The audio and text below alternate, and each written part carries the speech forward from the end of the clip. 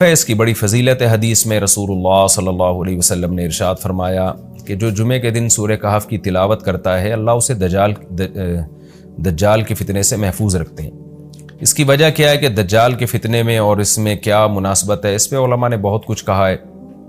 تو یقینی طور پر اس حکمت کو بیان نہیں کیا جا سکتا، لیکن بہرحال اس کے مضامین ایسے ہیں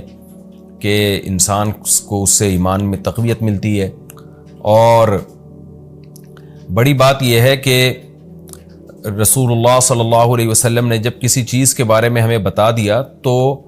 پھر ہمیں اس کی حکمت سمجھ میں نہ بھی آئے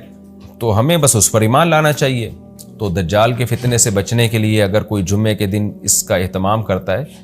تو انشاءاللہ اس کو فائدہ ہوگا۔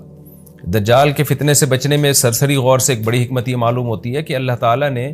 بڑے بڑے قدرت کے اپنے نمونے دنیا میں دکھائے ہیں، جیسے اس میں خضر علیہ السلام کا واقعہ آئے گا، اصحاب کہف کا واقعہ، ذوالقرنین کا واقعہ، کہ کیسی اللہ نے ان کے ہاتھوں پہ اپنی قدرت کو ظاہر کیا۔ تو یہ اللہ تعالیٰ کے مختلف کام ہیں، یاجوج ماجوج کا تذکرہ بھی آئے گا اس میں۔ تو اس میں ہمیں پتہ چلتا ہے کہ اللہ کی قدرتوں میں بہت بڑی بڑی قدرتیں، اللہ مخلوق سے بھی بعض دفعہ بڑے بڑے کام لے لیتے ہیں۔ تو دجال بھی اللہ کی ایک مخلوق ہوگا، تو وہ اگر بڑے بڑے محیر العقول کام دکھا رہا ہے تو یہ اس کی علامت نہیں ہوگی کہ یہ خدا ہے۔ جیسے ذوالقرنین سے اللہ نے بڑا کام لیا تو وہ خدا تھوڑی بن گئے،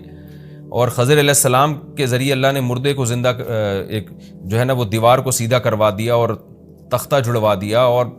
کچھ انہوں نے اللہ کے بتانے سے غیب کی خبریں بتا دیں، تو اس سے وہ خدا تو نہیں بن گئے۔ اور جو اس طرح اصحاب کہف کئی سو یعنی 300 سال تک غار میں سوتے رہے تو اس سے وہ خدا نہیں بن گئے۔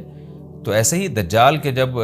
ہم محیر العقول واقعات دیکھیں گے تو یہ اس کی علامت نہیں ہے کہ یہ خدا ہے، بلکہ اللہ کی مخلوق ہے۔ تو اللہ تعالیٰ نے جیسے پچھلے پیغمبروں میں ایسے واقعات رونما ہوئے اور مقصد لوگوں کی آزمائش تھا، تو دجال بھی لوگوں کی آزمائش ہی کے لیے آئے گا۔ اور بہت ساری حکمتیں ہیں جو علماء نے بیان کی ہیں۔ اچھا، یہ جو جمعے کے دن سورہ کہف پڑھنے کی فضیلت ہے، تو یہ جمعے کی رات کو اگر کوئی پڑھ لے تو بھی یہ فضیلت حاصل ہو جائے گی،